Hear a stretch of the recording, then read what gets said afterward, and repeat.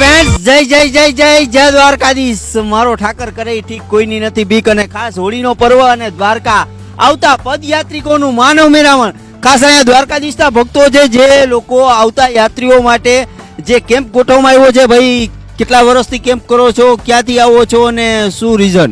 અમે first time મારો camp છે આ વર્ષે અને અમે આવીએ છીએ મોરસુપણા આશ્રમથી અને સુરતથી બંને જગ્યાએ ને અમને આ મારો મેરામણ જોઈને અમને એવો આનંદ થયો અંદર કે દ્વારકાધીશે બધા એટલું પબ્લિક મારો મેરામણ જતું હોય તો અમે પણ એક કેમ્પ ગોઠવી નવી શરૂઆત કરીએ એમ ને આવતા વર્ષે આની કરતાં ભવ્ય આયોજન કરીએ જે મારો મેરામણ હાલીને આવતું હોય એને અમને સેવાનો લાભ મળે એવી દ્વારકાધીશને અમને પ્રાર્થના કરીએ છીએ। કેવો વિશ્વાસ અને કેવી કૃપા ઠાકરની? અરે બહુ વિશ્વાસ છે ને બહુ કૃપા છે ઠાકરની, ને બહુ આનંદ આવે છે અહીંયા બધાને ને બહુ નો લોકોનો ભાવ ને બહુ મજા આવે છે।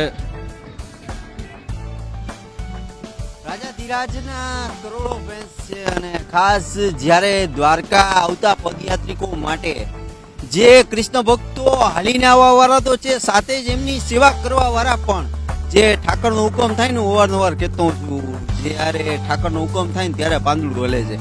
પણ ખાસ હાલ અત્યારે એક તો બપોરનો સમય, ઉપર તડકો અને અહીંયા જે કૃષ્ણ ભક્તો દ્વારા ઠંડા ઠંડા તરબૂચની આવતા દ્વારકા આવતા હરેક કૃષ્ણ ભક્તોને જે આપ જોઈ શકો છો અલગ મોજ છે। તો આપણે એ ભાઈ સાથે વાત કરીએ। ભાઈ ક્યાં ગામથી આવો તમે? ખાસ આ કેમ્પ દર વખતે કરો કે? હા, દર વખતે કરી। કેટલા તરબૂચ લાવ્યા બધા? હો માં શું વાત છે।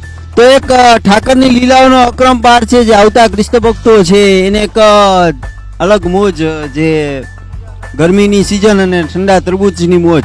તો આવી રીતે અડધો કિલોમીટર તમે ચાલો અને જે કેમ્પની વ્યવસ્થા, જે ઠાકરનો હુકમ દ્વારિકા નગરીમાં થાય તો એ દ્રશ્યો, હોળીનું જે કવરેજ છે દ્વારકા ટુડે આપના સુધી પહોંચાડતું રહેશે।